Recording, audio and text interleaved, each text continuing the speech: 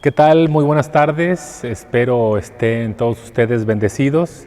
Y el día de hoy vamos a estudiar el Evangelio de Mateo, capítulo 9, del verso 27 al 34. El tema de hoy se llama Conforme a nuestra fe, el Señor actúa. Repito y subrayo, conforme a nuestra fe, el Señor actúa. Donde el mismo Señor Jesús quiere enseñarnos y animarnos a buscarle de una mejor manera, de una mejor actitud del corazón, en tres distintas situaciones en nuestra vida. Punto número 1, una invitación a reconocer que Él es Dios en la carne. El Señor Jesús es Dios hombre y puedes tú volver tu vista a Él para que Él pueda obrar con poder sobre tu vida, sobre nuestras enfermedades y cualquier tipo de situación que tengamos. La segunda invitación es que quiere que tengamos fe y no simplemente un deseo o un anhelo en Él, sino una fe que honra su carácter, que Él está muy interesado en asombrar a toda la gente a través de tu vida y de tu testimonio cuando te sana, cuando te transforma. Entonces son dos invitaciones y una advertencia. Veremos cómo podemos nosotros endurecernos por nuestra religiosidad y nos invita a dejar la tentación a un lado de racionalizar todo lo que Él puede hacer de una manera sobrenatural. Nosotros nos invita en esta advertencia a que tengamos una fe genuina en lo que Él puede hacer en la vida de las personas. ¿Qué les parece si leemos nuestro pasaje central, Mateo capítulo 9, verso 27, y después vamos a orar para poner este tiempo en manos de Dios? Dice así la palabra de Dios: pasando Jesús de allí, le siguieron dos ciegos, dando voces y diciendo: ten misericordia de nosotros, hijo de David. Y llegando a la casa, vinieron a él los ciegos, y Jesús les dijo: ¿creen que puedo hacer esto? Y ellos dijeron: sí, Señor.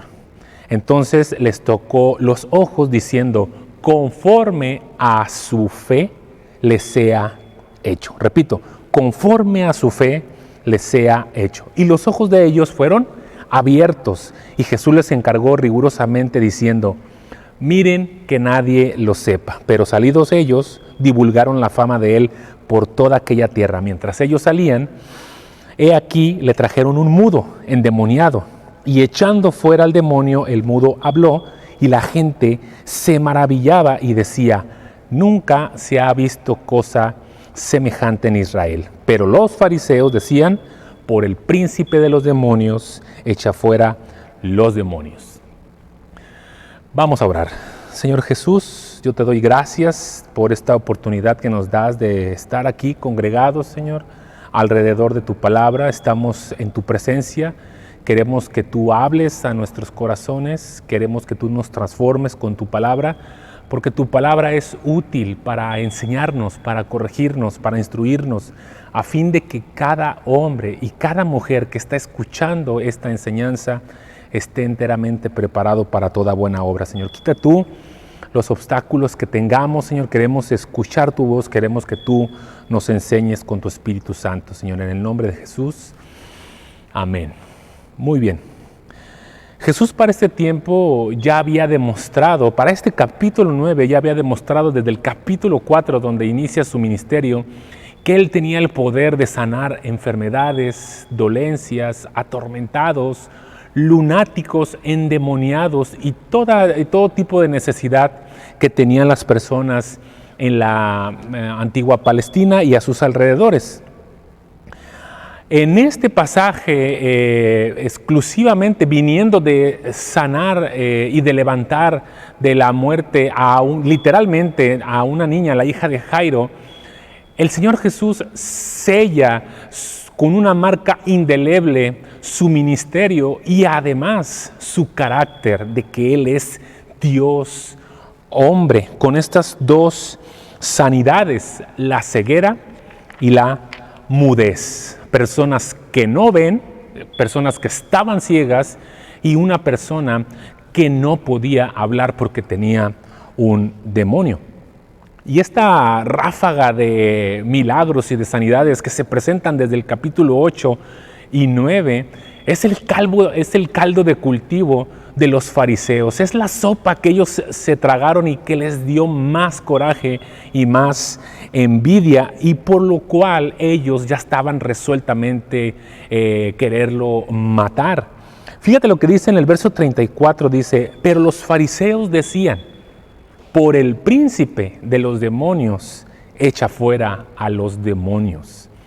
¿Qué los llevó a los fariseos a hacer esta tremenda declaración, esta errónea declaración? Bueno, la palabra de Dios dice que por envidia lo crucificaron. Ellos se llenaron de rabia, imagínatelos, vociferando, rasgándose las vestiduras, manoteando, pisoteando el suelo, levantando el polvo, de coraje por lo que Dios estaba haciendo con el pueblo y por la manifestación gloriosa que el Señor Jesús estaba realizando con esos milagros.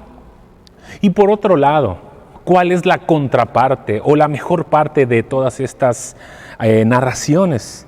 Veamos con detenimiento la bondad del Señor. Fíjate lo que dice el verso 27. Pasando Jesús de allí, le siguieron dos ciegos, dando voces y diciendo: ten misericordia de nosotros. Y este es un título importante: Hijo de David. A nadie se le pedía misericordia si no fuera un ser divino, si no fuera Dios. Pero es un dato muy curioso que tú puedes puntualizar y subrayar y poner ahí en tu Biblia: Hijo de David. Ahora, los ciegos están clamando por piedad, ¿sí? Ellos no están yendo a un médico, no están yendo a un líder religioso, no están yendo a una panacea o a un remedio. Ellos están clamando por piedad y por misericordia. ¿Y cómo ellos supieron? Bueno, la palabra de Dios lo dice. ¿Cómo ellos supieron que tenían que pedirle piedad y misericordia al Señor Jesús y además llamarlo Hijo de David? ¿Qué significa la frase Hijo de David? Bueno, muchos comentaristas afirman que estaban declarando su santidad y su deidad a la vez.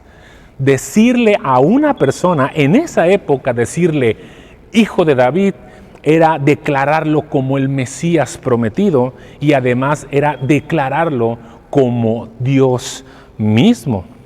Fíjate lo que dice Mateo 21, 8, en este mismo evangelio. Mateo 21, 8 dice: y la multitud, que era numerosa, tendía sus mantos en el camino, y otros cortaban ramas de los árboles y las tendían en el camino. Y luego el verso 9 dice: y la gente que iba delante y la que iba atrás clamaba diciendo: Hosana, que significa sálvanos por favor. Hosana al Hijo de David, bendito el que viene en el nombre del Señor. Hosana en las alturas. El Hijo de David tendría que venir de las alturas, tendría que venir del cielo mismo, tenía que venir de Dios mismo. Entonces, decirle a alguien Hijo de David es decirle: tú vienes de Dios. Pero el verso 16, un poquito más adelante, la misma actitud de los fariseos dice: y le dijeron: ¿oyes lo que estos dicen? ¿Sí? Los principales sacerdotes le decían a Jesús: oye, ¿ya escuchaste cómo te están diciendo? Te están diciendo Hijo de David. Y luego Jesús les dice: sí, nunca leyeron en el Salmo 8, que es esta profecía que se cumple: de la boca de los niños y de los que maman, perfeccionaste la alabanza. El Señor Jesús le estaba diciendo a los fariseos: mira, me están declarando un título, me están diciendo Hijo de David. ¿No te has dado cuenta que los salmos están hablando de mí y de quién era yo? El Salmo 8, precisamente en el verso 2, dice exactamente lo que los ciegos están diciendo y lo que la gente estaba declarando cuando estaba yendo hacia la crucifixión. El Salmo 8, verso 2 dice: de la boca de los niños y de los que maman fundaste la fortaleza. Y esto es lo puntualizar para la actitud de los fariseos, a causa de tus enemigos, o sea, los fariseos, para hacer callar al enemigo y al vengativo. ¿Qué estaba pasando con los ciegos y qué estaba pasando con el mudo? Bueno, el Señor Jesús, con estas sanidades, estaba callando la boca de los religiosos, de los perversos, de los vengativos que eran ellos. Esta profecía se cumplía en Cristo y se cumplía en la vida de los perversos. ¿Quién es el único que puede dar misericordia? ¿Quién es el único que puede hacer piedad hacia la humanidad entera? Por muy bueno o las obras que yo pueda hacer por la demás gente, yo no puedo devolverle la vista ni devolverle el habla a las personas. Eso solamente tiene que hacerlo el Señor Jesús, que es Dios. Tú, por ejemplo, ¿para qué quieres vida? Si recordamos un poquito más atrás, el Señor Jesús levantó a la hija de Jairo de la muerte, la sanó, la sacó de las tinieblas, la volvió a la vida otra vez. Si estuviéramos en esta situación de mudez, de ceguera, ¿para qué queremos que Dios actúe con poder y que nos devuelva la vida, nos devuelva la vista y nos devuelva el habla? Pues bueno, si Dios nos restaura, es para que nosotros podamos verlo a Él, que podamos mirar su gloria. Mira lo que dice Mateo 9, 28. Mateo 9, verso 28. Y llegando a la casa, vinieron a Él los ciegos y Jesús les dijo, ¿creen que puedo hacer esto? Y ellos dijeron, sí, Señor. El Señor pudo sanarlos a la distancia. Si ellos estuvieran gritando a lo lejos y Jesús escuchara sánanos, Él pudo haber dado una orden desde lejos. O es más, ellos ni siquiera hubieran dicho nada y el mismo Señor Jesús, conociendo los corazones y las necesidades, lo pudo haber realizado a la distancia. Para Él no hay nada imposible. Pero el Señor los desafió. El Señor les hizo una pregunta muy desafiante que reveló lo que ellos creían y lo que ellos pensaban acerca de su persona. El Señor Jesús, muchas veces Dios nos deja enfermedad, nos deja pasar por calamidades, por situaciones adversas, por problemas. El Señor muchas veces nos deja en algún tormento o en alguna situación para que comprobemos, y no Él, para que nosotros comprobemos qué es lo que hay dentro de nuestro corazón cuando estamos en una situación difícil. Él lanza una pregunta duro y directo, les pregunta y les dice, ¿creen que puedo hacer esto? La versión NTV me gusta y dice, ¿creen que puedo darles la vista? Y ellos respondieron, sí, Señor. Le dijeron, creemos que tú puedes. Ahora, para ti, si tú estás en una situación similar, si tú estás a lo mejor no con ceguera física, pero si quieres una sanidad, si necesitas una restauración, si necesitas una provisión de algún recurso, algo financiero, una necesidad espiritual, una restauración en tu familia, la pregunta es para ti. ¿Crees que Jesús puede hacerlo? ¿Crees que el Señor Jesús puede darte lo que tú más necesitas? Los dos ciegos dijeron, y ya los escucho, me imagino, al mismo tiempo, a coro, y gritando y diciendo, sí, creemos al mismo tiempo. No es que hayan dicho, bueno, si tú quieres o si es que puedes, no fue una posibilidad. Ellos aseguraron, ellos tuvieron una fe en Él. Y tal vez te suceda como a mí muy seguido, de que a lo mejor yo puedo pasar por alguna enfermedad, puedo estar en alguna situación difícil. Yo sé en mi intelecto, en mi razonamiento, y he visto en las Escrituras lo que Dios puede hacer en la vida de las personas, como esta sanidad. Incluso yo puedo declarar, Jehová Rafa, Jehová sanador, tú eres mi Dios, el que todo lo puede, el que no hay imposibles. pero eso es lo que yo digo y lo que yo declaro. Pero otra cosa es creer si Él quiere hacerlo. Y muchas veces esa es la tentación. Tenemos la tentación de saber que Dios puede, pero caemos en esa tentación de decir, no sé si Dios quiera hacerlo. Y dudamos de su bondad y de su misericordia para con nosotros. Mira la respuesta de los dos ciegos, de Jesús hacia los dos ciegos. Mateo 9, 27. Mateo 9, verso 29. Dice, entonces les tocó los ojos, el Señor Jesús extiende su mano, toca sus ojos, diciendo, conforme a su fe, ¿sí? Conforme a lo que tú has creído, conforme a esa declaración que tú tienes acerca de mí, conforme a esa fe les sea hecho. Y eso es algo contundente, esto es algo que a nosotros nos debe de animar, que lo que creemos del Señor Jesús es una realidad en nuestra vida. El Señor Jesús exige que vengas con fe a Él. Repito, el Señor Jesús desea y demanda de ti y de mí que te acerques a Él con fe. ¿Qué es la fe? ¿Será algún deseo? ¿Qué es la fe? ¿Será algún anhelo?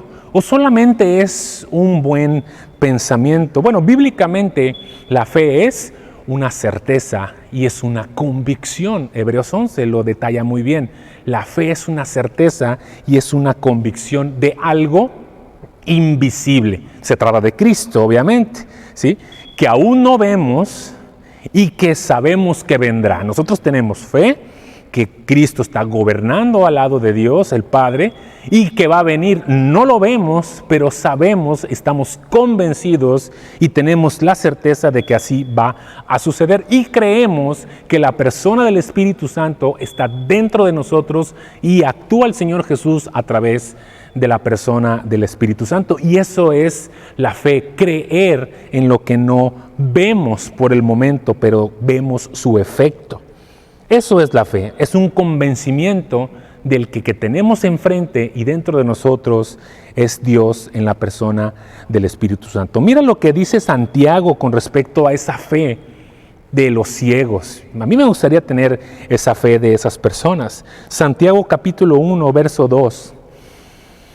La carta de Santiago, capítulo 1, verso 2 dice, hermanos míos, tengan por sumo gozo cuando se hallen en diversa prueba. Yo creo que esta ceguera de estos dos hombres sí era una verdadera prueba, porque dice el verso 3, sabiendo que la prueba de su fe produce paciencia. Entonces, Santiago dice, si tú tienes fe, debes de ser paciente. Si es que yo tengo fe y vivo en impaciencia, entonces lo que yo tengo simplemente es una creencia falsa de que estoy creyendo en que estoy depositando mi fe en el Señor Jesús.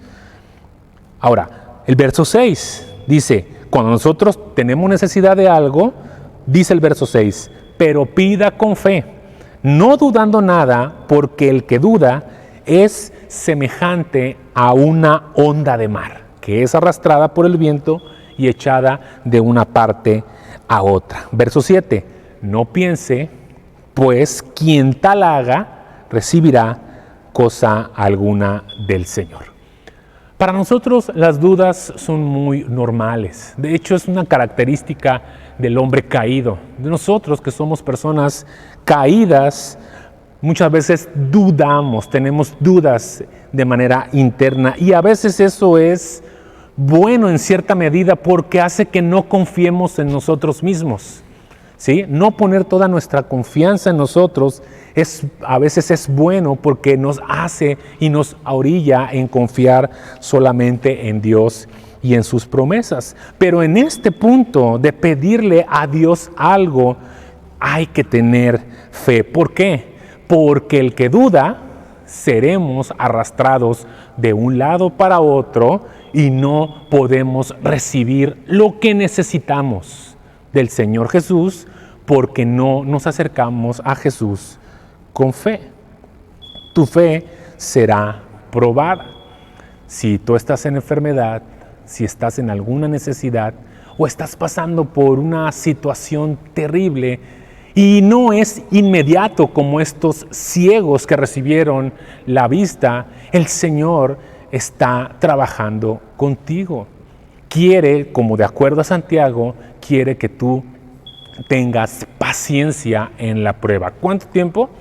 Solamente Dios sabe ese designio, pero nosotros debemos de mantener la fe en el Señor Jesús. El acto de Jesús, y esto es lo importante, ¿sí? Porque no nada más es que Dios te deja tu dolencia y está esperando a ver qué haces o cómo reaccionas. El acto de Jesús está en completa correspondencia a la fe de ellos, ¿sí? Es un mismo producir, ¿sí? Mi fe en Él, ¿sí?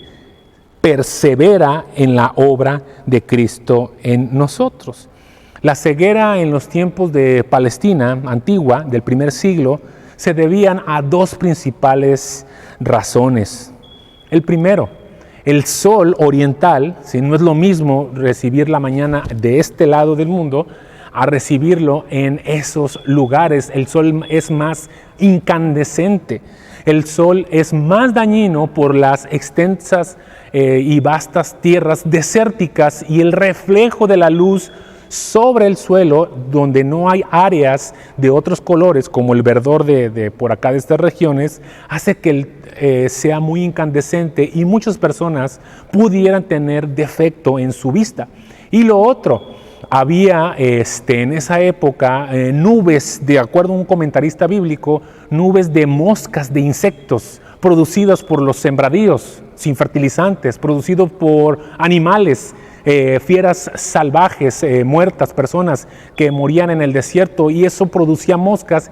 Y entonces mucho en la sociedad de esa región se producían insectos que producían bacterias, virus, y había muchas enfermedades en la vista provocadas por esos animales.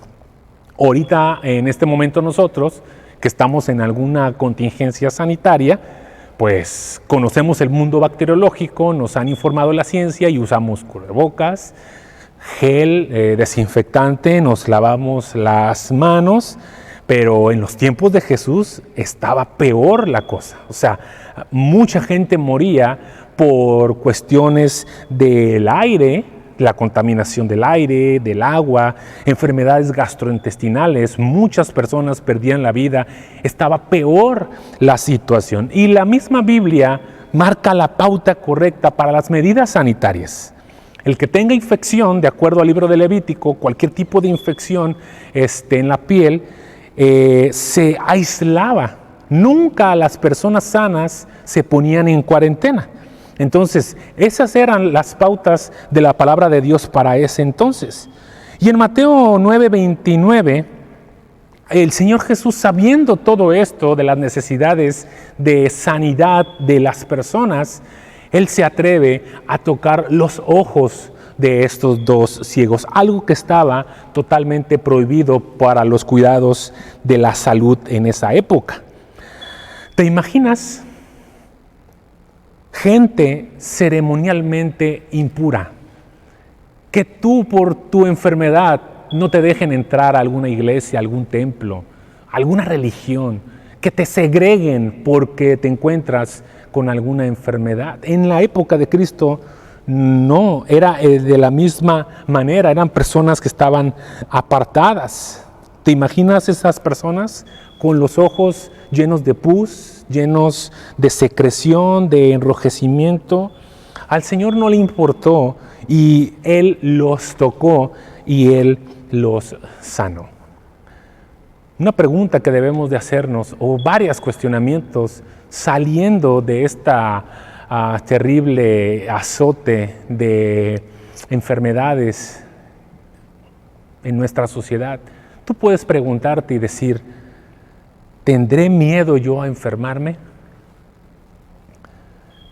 Si estás enfermo, ¿quieres que Dios te sane?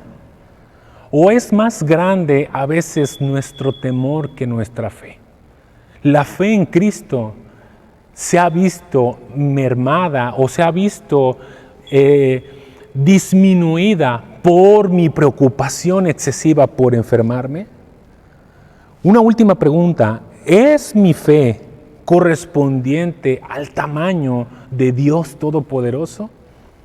¿Sí? La fe tiene obras, ¿sí? La fe tiene obras. ¿Qué hicieron ellos para merecer la sanidad? Prácticamente nada, pero hubo en ellos, en su interior, porque estaban a lo lejos, un impulso generado desde el mismísimo reino de los cielos para que la gente comprobara cuál era el amor tan grande que tenía el Señor Jesús por los desvalidos. ¿Sí? Cosa que los religiosos jamás hubieran interesado. Al contrario, pintaban su raya y las hacían a un lado. A la gente necesitada de una sanidad la relegaban. Y el Señor Jesús rompía el esquema tradicional de la época. Mira lo que dice el verso 30, Mateo 9, verso 30. ¿Qué fue lo que sucedió cuando Jesús tocó sus ojos y los sanó con respecto a esto? Los ojos de ellos fueron abiertos. Prácticamente podemos decir, bueno, les devolvió la vista, pero abrió sus ojos. Y Jesús les encargó rigurosamente diciendo, miren, ahora sí, con esos ojos, miren que nadie lo sepa. Y el verso 31, cosa contraria, pero salido ellos, ¿qué fue lo que hicieron? Divulgaron la fama de él por toda aquella tierra. El Señor Jesús de tiempo en tiempo, cuando curaba a algún enfermo o sanaba o liberaba algún demonio, les decía, ¿saben qué? No digan nada. ¿Sí? Esto que acabo de hacer con ustedes, guarden silencio, no digan nada. Y la palabra de Dios dice algo contrario, como que desobedecían ese mandato y ellos salían corriendo, gritando, contentos, diciendo que Jesús de Nazaret, el carpintero, los había sanado. Lo que él deseaba era que fijaran su atención no tanto en el milagro espectacular, sino que centraran su atención en la obra que él iba a hacer de restaurar el reino de Dios en la tierra que estaba en los cielos. Recuerda que su propia familia incluso no creía en él. Sus hermanos, su mamá le decían que se fuera. En el Evangelio de Juan capítulo 7, verso 4 dice, porque ninguno que procura darse a conocer hace algo en secreto. La misma familia le decía, si estás haciendo cosas, sal a la calle y demuéstralo. Si estas cosas haces, manifiéstate al mundo, porque ni aún, dice el verso 5, porque ni aún sus hermanos creían en él. ¿Sí? El Señor Jesús no quería que estos ciegos lo tomaran como un milagrero, como una persona que hacía algún espectáculo, algún engaño o alguna espectacularidad, ¿sí? El Señor Jesús deseaba que la fe de los ciegos recayera más aún en la persona de Él mismo, ¿sí? Él quería la redención de sus almas, más que la sanación de su vista. Verso 31, pero salido ellos, divulgaron la fama de él por toda aquella tierra. Lo que sí podemos imitar de estos ciegos es que una vez que tú tengas un encuentro con el Señor Jesús y que una vez te abra los ojos a quién es Él, la actitud más común, la actitud más lógica es que nosotros divulguemos la fama del Señor Jesús y lo que Él ha hecho en nuestra vida. La obra del Señor Jesús en tu vida no debe de pasar por desapercibido. La pregunta es esta para ti. ¿Divulgas tú lo que ha hecho Jesús en ti? ¿A quiénes les has contado lo que el Señor Jesús ha hecho en tu vida? ¿De qué y cuántas enfermedades o accidentes Dios te ha librado? Que eso es digno de que tú se lo digas a alguien más. El Señor Jesús es el autor de la vida y de la salvación. Y aún como ser humano, cuando vino aquí en su ministerio terrenal, impactó positivamente la sociedad, curó enfermedades, curó dolencias. Y como en este caso de los ciegos, lo hizo en el mundo físico, en el mundo natural, pero también lo hizo en el mundo sobrenatural, en el mundo espiritual invisible. Mira lo que dice el verso 32, Mateo 9, verso 32. Y mientras ellos salían, he aquí le trajeron un mudo endemoniado, y echado fuera el demonio, el mudo habló, y la gente se maravillaba. Se sorprendieron los ciegos, salieron corriendo, gritando y diciendo: Jesús es el sanador, miren lo que ha hecho conmigo.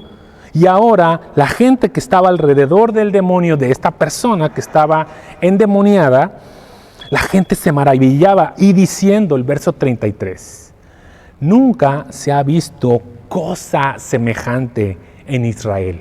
¿Te imaginas? Desde que Abraham se fundó a través de su familia, el pueblo hebreo, el pueblo judío, los israelitas, jamás se había visto algo muy similar. Era tan nuevo en esta época que nadie, ninguna persona había liberado de una manera contundente y poderosa la vida de una persona que estaba endemoniada. El Señor Jesús, con este pasaje nos damos cuenta que derrotó prácticamente al mundo espiritual invisible de maldad. Y lo hizo de dos formas. Esta que estamos viendo aquí, hablando, expresando una orden, diciéndole, sal de ese hombre. Y el demonio obedecía. Y esa era la manera en que Jesús de tiempo en tiempo también liberaba a las personas. Pero hay otra forma en que también derrotó a este mundo de maldad. Y es la definitiva en la que nosotros estamos viviendo por medio de la obra en la cruz. Cuando Cristo vino como ser humano, hablaba y los demonios iban fuera. Pero ahora que el Señor Jesús hizo la obra de redención, la otra forma es más contundente y la que nosotros más confiamos, que es la obra de la cruz. Mira lo que dice Colosenses capítulo 2. Colosenses capítulo 2, verso 14. Lo voy a leer en la versión Dios habla hoy y dice: Dios anuló el documento de deuda que había contra nosotros y que nos obligaba. Lo eliminó clavándolo en la cruz. Verso 15. Dios despojó de su poder a los seres espirituales que tenían potencia y autoridad por medio de Cristo.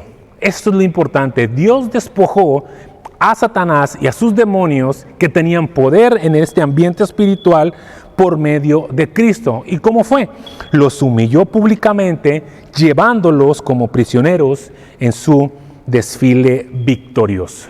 Cristo subiendo en la cruz, dejándose matar por la religión y por la autoridad gubernamental en esa época, el desprecio de los seres humanos, haciendo la obra de salvación en la cruz del Calvario. Esa misma obra fue que derrotó definitivamente al mundo espiritual de maldad. Resulta muy estéril para nosotros los creyentes tener una lucha contra el diablo y contra sus demonios, contra el enemigo, que pasamos por desapercibido esto que Pablo nos está contando en Colosenses capítulo 2 y creemos, aunque tiene actividad demoníaca, creemos que tendremos que luchar con ellos en una disputa frente a frente, ignorando esto que Cristo ya venció en la cruz. Nosotros luchamos contra nuestro pecado,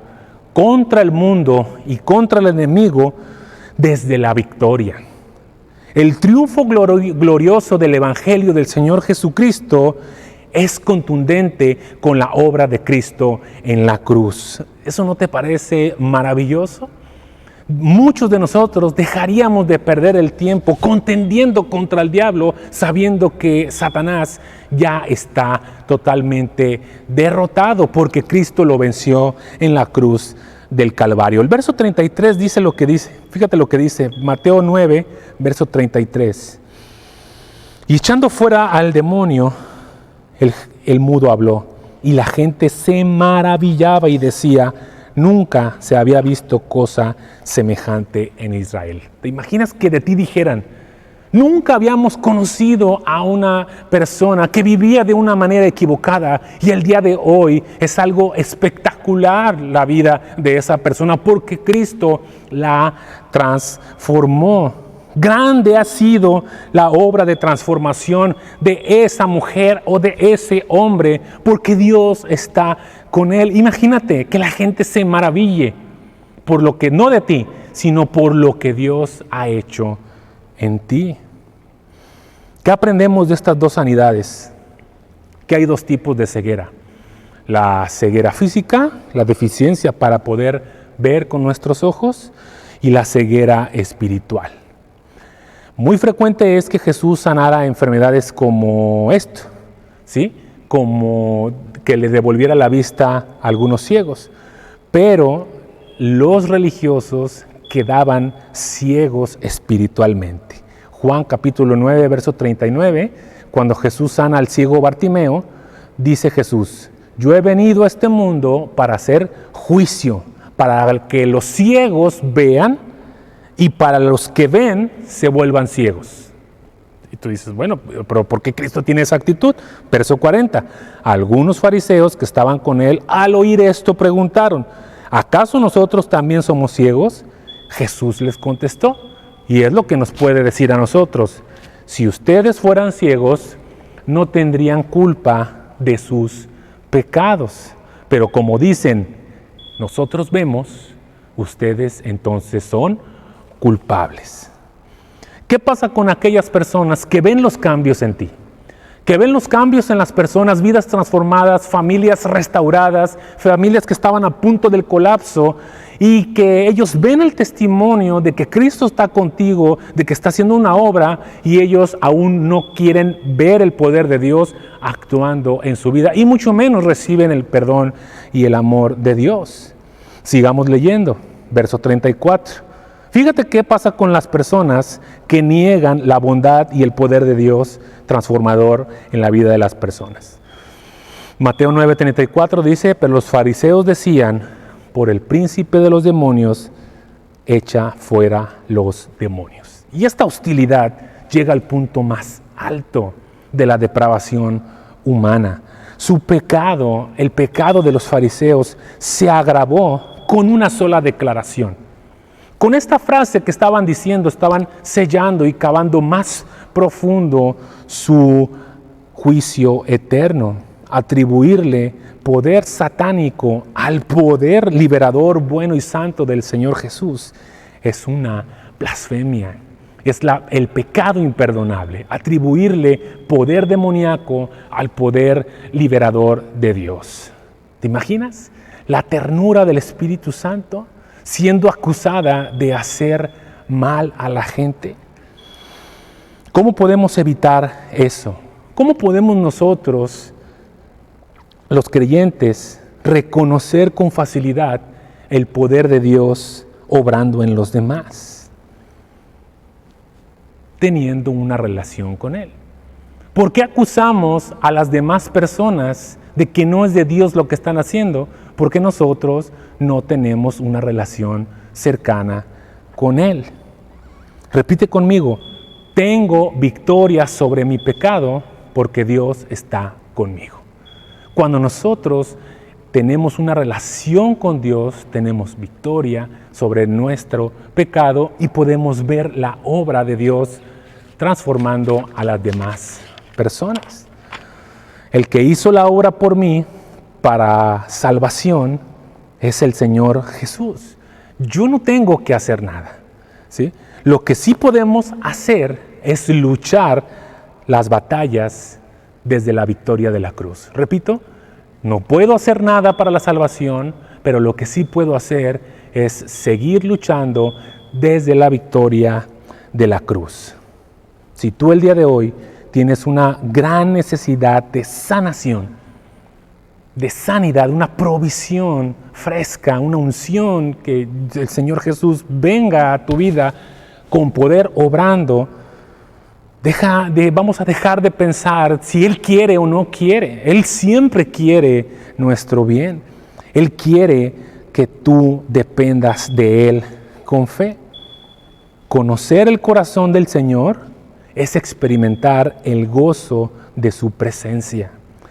Tener contentamiento en Dios es pasar tiempo con Él en una relación, en oración y en lectura de su palabra. Tal vez eres cristiano ya de mucho tiempo, pero no tienes gozo en el Señor. No has podido vencer el mismo obstáculo. Tal vez semanas, tal vez meses o por años has aplicado tu propia sabiduría y has dejado a un lado la sabiduría de Dios. Medita en eso. Si has estado batallando con lo mismo, Dios te ha permitido que pases y que estés en ese problema porque has querido resolver tus asuntos con tu propia sabiduría. Arrepiéntete. Declara tu pecado a Dios, ¿sí? Y Él te va a restaurar. Pon tu fe en el Señor Jesús y Él te devolverá la vista para que puedas ver su gloriosa obra. O por otro lado, si tú no eres creyente, no tienes aún una relación con Dios para salvación, tal vez estás dudando de entregar tu vida y tu voluntad al Señor Jesucristo. No te endurezcas como estos fariseos, declarando y diciendo, bueno, ahí no sé si es Dios o es la brujería o es algo esotérico lo que sucede. No le atribuyas poder demoníaco al poder de Dios transformador. Que no sea la hostilidad que te caracteriza, que finalmente es la soberbia de creerte mejor que Dios. El apóstol Pablo en capítulo 1 de los Romanos, verso 20 dice, porque las cosas invisibles de Él, ¿cuáles son? Su eterno poder y deidad se hacen claramente visibles a través de las cosas hechas. De modo que todos los que niegan la existencia de Dios no tienen excusa, pues conociendo a Dios, no le glorificaron como a Dios, ni le dieron gracias. Y eso es lo que sucede con los incrédulos, con los ateos, sino se envanecieron y su necio corazón fue entenebrecido. Profesando ser sabios, se hicieron, ¿qué? Necios. Profesando tu inteligencia para resolver tus cosas, más que inteligente, nos hemos hecho tontos delante de Dios y hemos caído en el mismo error. Profesando ser sabios, se hicieron necios y cambiaron la gloria de un Dios incorruptible en semejanza de imagen de hombre corruptible. Y esa es el gran pecado. Es una espiral descendente de depravación que el Señor Jesús el día de hoy te quiere sacar. No razones para tu propia perdición. Piensa en lo que has hecho, piensa en tu destino eterno después de la muerte y ve con objetividad y con verdad. El Señor Jesús tomó tu lugar. El Señor Jesús se dejó golpear, maltratar, escupir, se dejó desnudar, lo humillaron públicamente ante el gobierno y ante la religión de su época. Él estuvo dispuesto a morir por ti y por mí, derramando la sangre, sufriendo tu castigo, Él tomando nuestro lugar. Y esa obra de salvación, si tú la crees que el Señor Jesús murió y resucitó al tercer día, y tú crees que Él va a venir con gloria, y confiesas tu pecado y abrazas la cruz, dice la palabra de Dios, que recibes la vida eterna, el perdón de pecados y la salvación. El día de hoy puede ser tu día de salvación. El día de hoy el Señor Jesús puede devolverte la vista de manera espiritual para que tú puedas ver su obra obrando en tu vida y en las personas que están a tu alrededor, y que todo mundo se maraville y le dé la gloria a Dios, porque Dios está tratando contigo para gloria eterna. Vamos a orar. Señor Jesús, yo te doy gracias, Señor, porque esta palabra impacte en la vida de todos aquellos que necesitan recibir la vista, Señor. Yo te pido que tú los saques de su ceguera espiritual, que tú te muestres con poder, que tú te reveles. Tal vez hemos sido muy necios, hemos sido muy testarudos por estar actuando bajo una ceguera en la cual tú no quieres que nosotros permanezcamos, Señor. Sácanos, Señor, de ese lugar, Señor, de esa situación. Yo te pido la sanidad de las dolencias, de las enfermedades de los hermanos de nuestra iglesia, de esta iglesia Confraternidad Cristiana de Tampico. Yo te pido que tú estés actuando con poder, que ellos puedan tener la fe en ti, Señor, para que tú los sanes, para que tú los restaures, para que tú les des la provisión. Y todos aquellos que no tienen la salvación en este momento puedan recibirla, depositando su fe en ti, Señor, para que tú puedas seguir actuando y glorificándote en la salvación de las personas, Señor. Yo te pido una bendición especial para nuestros pastores, para nuestros líderes, para nuestros maestros, Señor, y para que tú obres, Señor, en esta iglesia y podamos anunciar a toda la gente que tú eres el Señor de gloria. Te lo pedimos en el nombre de Jesús. Amén, amén. Muchas gracias, bendiciones y nos vemos en la próxima.